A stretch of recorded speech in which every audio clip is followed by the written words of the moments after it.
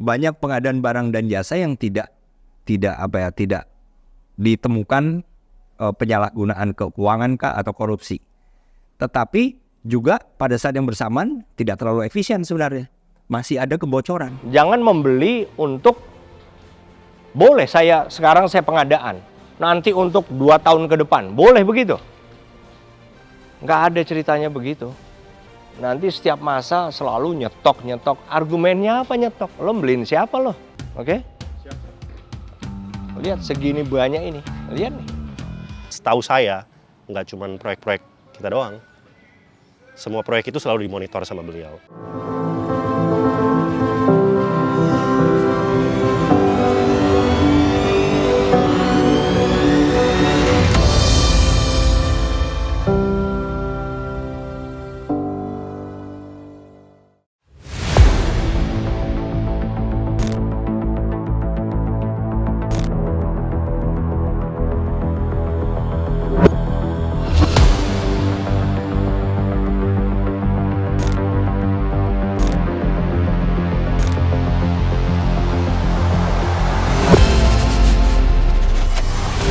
Kita tahu ya Pak ya, Indonesia ini negara yang kaya, negara yang besar, tapi kita juga menghadapi beberapa masalah.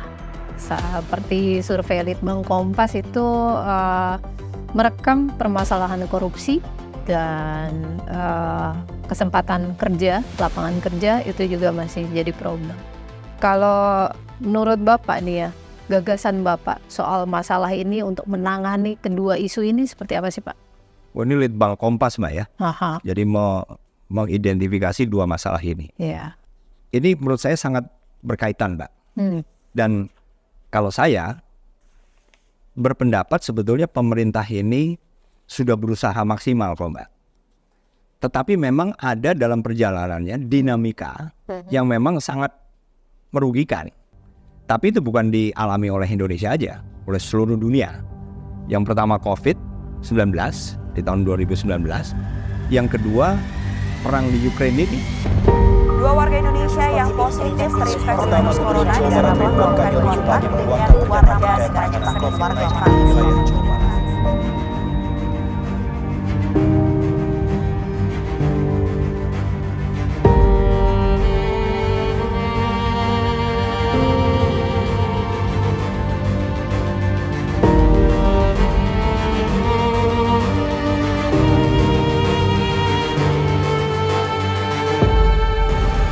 Kebetulan kan mata pencarian utamanya ojol gitu. Jadi kalau harus kita juga kerja dari rumah ya orang rumah yang nggak bisa makan Mas. Ini orang bakul yang orang dagang-dagang dari sana, dari sembako, pakaian itu sekarang sudah sambat sepi Mas. Ya kahanan dari dampaknya corona ini Mas. Anu gak ada susah lah golek pangan itu terus terang ngoten niku.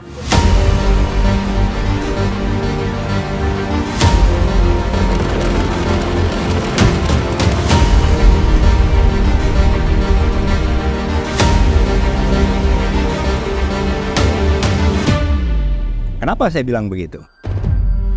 Karena kalau dilihat dari misalnya prestasi pemerintah sekarang, Pak Jokowi, dari 2015 ke 2019, 5 tahun sudah Mbak. Itu kalau saya lihat dari tingkat misalnya pengangguran dan tingkat kemiskinan, pemerintah sudah berhasil menurunkan. Kalau tingkat kemiskinan misalnya awalnya 2015 itu kalau tidak salah saya ingat ada 11,2%. Penduduk Indonesia dinyatakan miskin. 2019, 5 tahun kemudian itu sudah turun sampai 9,1%. Mendekati 9,1%. Begitu juga dengan tingkat pengangguran. Pengangguran kalau 2015 itu masih 6,2%. 5 tahun kemudian, 2019, itu sudah turun ke 5,2%. Berarti ada 1% penurunan dalam kurun waktu 5 tahun. Dan ini kan sudah menunjukkan sebetulnya bahwa pemerintah dalam usahanya menurunkan tingkat kemiskinan dan menurunkan pengangguran sudah berhasil. Tapi memang kemudian COVID, dan ini dialami oleh seluruh dunia. tingkat kemiskinan misalnya, yang tadinya sudah turun sampai 9,1, naik lagi jadi 10,2. Sedangkan tingkat pengangguran yang tadinya dari 6,2 sudah turun ke 5,2, naik bahkan lebih tinggi dari sebelum 2015. Kalau tidak salah sampai dengan 7%. Nah, kita tahu sendiri pemerintah berusaha mengatasi COVID ini dengan berbagai macam cara. Kita memang sedang berduka, bukan berarti kita menyerah. Kita harus saling menjaga dan menguatkan hingga Tuhan menolong kita. Jadi walaupun kita menghadapi dinamika dua tadi secara global, tapi tetap pemerintah berhasil. Walaupun untuk tingkat pengangguran tadi masih belum kembali seperti 2015. Pengangguran kita masih ada sekitar 5,9 2022 kemarin. Kemudian tingkat kemiskinan sudah turun dari yang tadinya 10,2, sekarang sudah turun menjadi 9,54 kalau tidak salah. Nah, jadi relatif bagi saya pemerintah ini sudah berusaha yang terbaik. Nah, dua dinamika global tadi itu kan memang kemudian membuat antara lain, Mbak, inflasi. Karena sejak COVID itu antara permintaan, demand, dengan kemampuan untuk mensuplai segala kebutuhan, nah itu kan jadi jomplang benar. Supply tidak sesuai dengan demand, sehingga harga-harga lah nih, inflasi. Bahkan sampai 2022 kemarin, rata-rata di Eropa itu masih tinggi. Kita masih 4%, di Eropa, Inggris masih 9%. Di Jerman sampai dengan di atas masih 8%. Amerika masih 8%. Jadi kita sudah cukup baik. Dan ini kan semua karena ada kebijakan eksekutif ya, pemerintah, kebijakan fiskalnya, kebijakan di sektor real, kemudian dari Bank Indonesia juga kebijakan moneternya, sedemikian rupa lah. Begitu banyak yang dilakukan untuk menurunkan. Tapi pertanyaannya kan memang masih dibutuhkan sekarang ini, masih dirasakan kebutuhan akan lapangan kerja. Di satu sisi inflasi tadi, ini kan harus direspon dengan cara menaikkan suku bunga. Supaya apa? Supaya menurunkan demand, Mbak. Supaya menurunkan demand sehingga harapannya harga juga akan, inflasi akan semakin turun. Nah, karena tingkat suku bunga dinaikkan, baik oleh central bank di seluruh dunia maupun di Indonesia, ini kan juga berpengaruh terhadap pengusaha. Bagi pengusaha, untuk berusaha itu kan biasanya pinjam uang. Dia pinjam uang, bunganya lebih tinggi. Jadi sebetulnya dengan kenaikan harga-harga tadi yang disebabkan oleh perang Ukraina itu kan harga-harga komoditas energi, non-energi itu naik semua, Mbak. Nah, jadi daya beli masyarakat juga agak menurun karena tadi kombinasi misalnya harga BBM untuk jalan saja lebih mahal, harga beli juga mahal, dia kemampuan untuk spendingnya masyarakat itu lebih kecil. Nah, juga bagi pengusaha yang masih investasi ya, berusaha, yang itu kemudian akan menyerap tenaga kerja, dia juga kan karena lebih mahal, profitnya lebih kecil juga. Nah, jadi saya kok melihatnya memang situasi sekarang ekonomi itu memang situasi yang serba sulit. Pemerintah sendiri sudah saya lihat berusaha setengah mati lah. Karena apa? Lapangan kerja tadi hubungannya dengan investasi apakah masih berlangsung atau tidak. Investasi dari luar, investasi dari dalam negeri sendiri. Pemerintah sudah berusaha untuk membuat berbagai macam instrumen lah. Mulai dari misalnya tax holiday, kemudian pemberian kemudahan dalam kepabeanan misalnya, memberikan allowance untuk investasi yang menyerap tenaga kerja banyak. Itu kan dalam rangka membuka lapangan kerja. Jadi sudah dilakukan. Tapi memang karena sulit, sehingga memang kemampuan dari investasi atau investor untuk invest itu juga masih terbatas. Belum lagi dinaikannya interest rate di misalnya the Federal Reserve di Amerika itu membuat capital outflow lagi. Jadi modal ini sebagian ada yang keluar dari Indonesia. Kenapa? Karena invest di Amerika lebih menguntungkan, gitulah kira-kira. Nah, jadi bagi saya hubungan kedua tadi, korupsi dengan tersediaan lapangan kerja, sebetulnya masih ada ruang lah sedikit saja. Walaupun saya yakin pemerintah sudah berbuat yang terbaik. Pemerintah dibantu dengan Bank Indonesia, semua sudah berusaha untuk menciptakan iklim yang terus menarik bagi investasi. Apa ruang yang menurut saya masih bisa, walaupun sedikit sekali. Salah satu penyumbang GDP kita kan ada government spending. Government spending itu 8,2% di tahun 2022 kemarin. Itu penting. Nah, apabila government spending itu bisa lebih efisien, akan lebih bagus. Korupsi tadi kan yang kita tahu misalnya adalah angka. KPK mulai dari 2004 sampai dengan 2022, berarti 18 tahun, sudah misalnya berhasil menangani 1.351 kasus korupsi. Nah, 66% itu adalah gratifikasi, Mbak. 20% itu adalah pengadaan barang dan jasa. Nah, itu adanya di pemerintah. Jadi, menurut saya, apalagi dihadapkan pada tadi, yang World Governance Index tadi.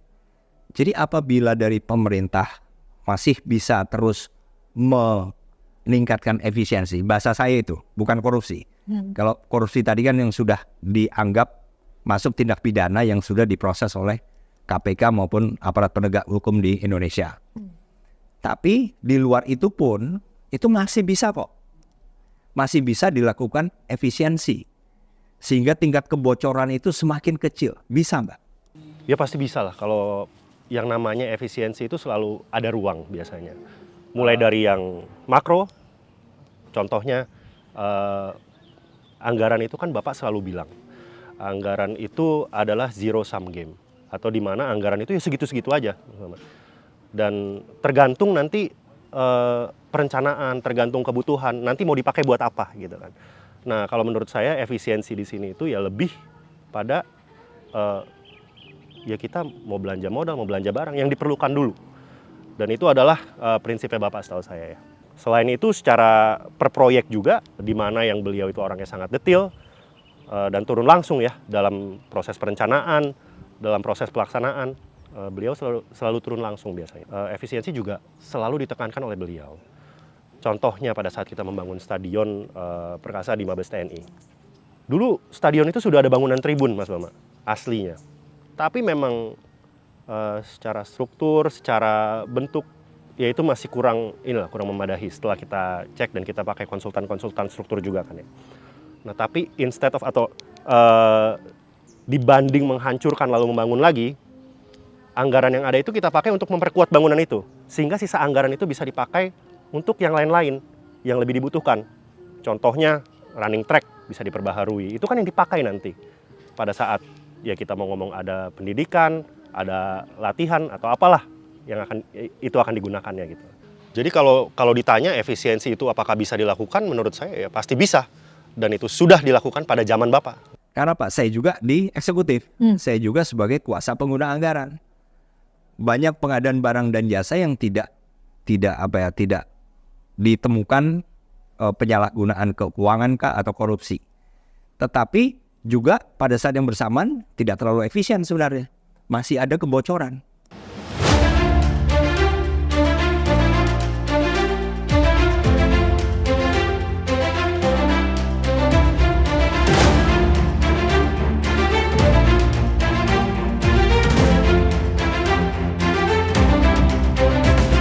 Beliau ingin mengetahui sejauh mana kesiapan Babik TNI untuk mendukung tugas-tugas operasi itu. Dan ternyata dalam pelaksanaan juga beliau juga ada hal yang kurang berkenan, ya kan? Ada mungkin sisa barang yang belum terkirim dan sebagainya. Itu merupakan temuan-temuan beliau langsung di lapangan.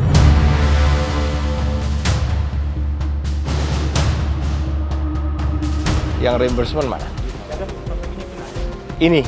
Ini ban apa ini? Ini ban apa? Anoa. Ini pengadaan kapan?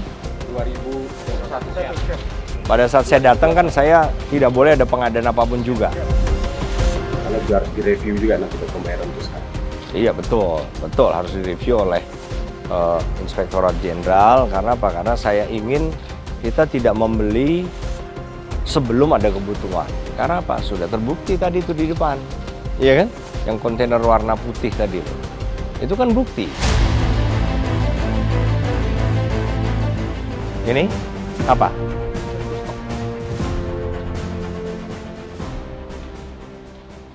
Enggak, stok ini udah dibayar apa belum? Kami kurang tahu. Saya izin Bapak Panglima menyampaikan untuk stok UN semua baru dibayar pada tahun 2002 sekarang izin. Pengadaan semua tahun 2021 percepatan. Sekarang lagi proses kontrak demikian. Enggak, kan sudah selesai. Siap. Sudah selesai. Yang berangkat UN kemarin yang terakhir yang saya dukung, sudah. Siap. Selebihnya nggak akan saya beli. Buat apa saya beli? Jangan membeli untuk boleh sekarang saya pengadaan. Nanti untuk 2 tahun ke depan. Boleh begitu? Nggak ada ceritanya begitu. Nanti apa? Alasan-alasan seperti inilah yang menyebabkan kita lihat itu kontainer di depan itu. Yang pengadaan UN tahun berapa lagi ada tadi di gudang. Yang sampai sekarang ya nongkrong gitu aja. Janganlah enak aja. Nanti setiap masa selalu nyetok. Argumennya apa nyetok? Lo beliin siapa lo? Iya kan? Sederhana sekali bagi saya. Saya nggak mau. Saya tidak mau dan tidak ada kewajiban saya membeli. Karena apa? Yang saya dukung adalah untuk yang berangkat kemarin. Sudah, selesai. Oke? Lihat segini banyak ini. Lihat nih. Iya kan? Ya itu, Bapak itu orang yang sangat tegas lah, itu udah pasti. Tegas itu tapi kan skopnya banyak ya Mas Bama ya. Dan sejauh saya bekerja dengan Bapak, sejauh kami ini dipercaya untuk mengerjakan beberapa proyek di TNI ataupun di TNI AD dulu, selalu konstruktif. Jadi kalau marah itu marah yang konstruktif. Dimana kalau menurut saya sih buat nge-push kita untuk lebih maju lagi, untuk lebih detail. Yang di bawah itu punya siapa? Pager ya? Mas Yoga? Jadi alternatifnya coba di sini juga coba. Ya. Karena apa? Saya sayang kalau begini-begini kan mungkin nggak akan pernah terpakai. Di situ itu mungkin nanti di save atau disimpan untuk pembangunan yang mungkin suatu saat punya uang yang lebih banyak, lebih bagus. Dan ada sesuatu yang lucu nih Mas Bama, kalau menurut saya. Jadi kita itu kan kalau kita punya proyek ya biasa, ya kita maunya udahlah, itu kan kita udah proyek kita tuh, ya udah biarin nanti kita ada mandor, ada siapa, biarin mereka yang pusing gitu kan. Kita yang penting kita sudah jalanin proyeknya, kita membuat keputusan, perencanaan di awal, tinggal dilaksanakan, kita kontrol sekali-sekali. Itu nggak bisa Mas Bama. Zaman Bapak itu nggak bisa, karena beliau sendiri selalu mengontrol dan setahu saya nggak cuma proyek-proyek kita doang. Semua proyek itu selalu dimonitor sama beliau. Dan itu jadi pelajaran ya buat kita. Bahwa kalau seorang Kepala Staf Angkatan Darat dan pada saat Panglima TNI aja, beliau itu mau turun ke lapangan, mau ngecek, mau monitor, apalagi kita. Ini istilahnya proyek yang dipercayakan untuk kita kerjakan gitu kan. Nah jadi saya belajar di situ. Dan kalau beliau ingatkan, ada sesuatu yang misalnya kelupaan atau misalnya kita kelewat, miskom lah bahasanya ya. Beliau marah sama kita. Tapi kalau menurut saya cara marahnya itu pun berbeda ya. Nggak cuman yang marah, ngasal marah karena emosi atau apa, enggak. Dan ya beliau pasti bilang, oh, Mas, harus ingat, kita itu yang paling penting itu supervisi di mana-mana. Karena percuma kalau semua itu sudah istilah direncanakan dengan baik, kalau pada saat pelaksanaannya kita tidak kontrol, ya itu percuma gitu kan. Ini saya ngasih tahu sekali aja ya, makanya dengerin bener, Mas Yoga dengerin. Lihat ini, kelebaran ini itu cukup lebar, sehingga tidak mungkin kelebaran ini berarti antara dari sini ke sini tidak mungkin nggak dikasih apa-apa seperti ini. Kalau nggak dikasih apa-apa, ya begini, gunanya apa nih? Lalu lalang, belum tentu orang rame di sini. Oleh karena itu bisa satu alat di sebelah sini. Satu alat mepet di sini. Jelas? Prinsip pertama. Kenapa? Ini harus dibongkar semua supaya bisa digelar. Ingat, listrik hanya ada di sini. Berarti semua yang alat yang pakai listrik, pastikan dekat sini, gitu loh. Tegas sekali. Kalau marah sih kami lah secara satu tim kita ini. Kalau dimarahin sih sudah sering lah. Tapi sejauh ini marahnya balik lagi konstruktif. Jadi menurut saya masih ada bisa yang dilakukan walaupun kontribusinya mungkin sedikit. Apabila di kalangan eksekutif ini, pemerintah lebih memperbesar efisiensi, mengurangi kebocoran semaksimal mungkin. Sehingga anggaran yang misalnya 100 gitu ya, itu bisa diserap sebanyak-banyaknya untuk pengadaan barang dan jasa itu setelah dikurangi oleh PPN dan PPH 13%. Kan PPN PPH kira-kira 13% nih sekarang nih Mbak. Setelah dinaikannya PPN dari 10 menjadi 11%. Jadi semaksimal mungkin harusnya digunakan untuk tadi pengadaan barang dan jasanya dan bukan kebocoran-kebocorannya. Jadi menurut saya ini yang bisa dilakukan selain untuk memperbesar uang yang turun ke masyarakat, ke bawah, juga untuk meningkatkan World Governance Index tadi, yaitu accountability dan control of corruption, sehingga investor luar Mbak, itu yang dilihat juga salah satunya itu loh Mbak. Investor luar melihat itu semua, sehingga di tengah situasi yang bagi investor luar ini, misalnya lebih menarik kita investasi di misalnya di Amerika yang interest rate-nya lebih bagus, atau di tempat lain, tetapi karena melihat, Indonesia World Governance Index-nya ternyata bagus, accountability-nya bagus, control of corruption-nya bagus, mungkin saja mereka bisa ada lebih banyak foreign investor yang kemudian masuk ke Indonesia. Sehingga keluar lapangan kerja.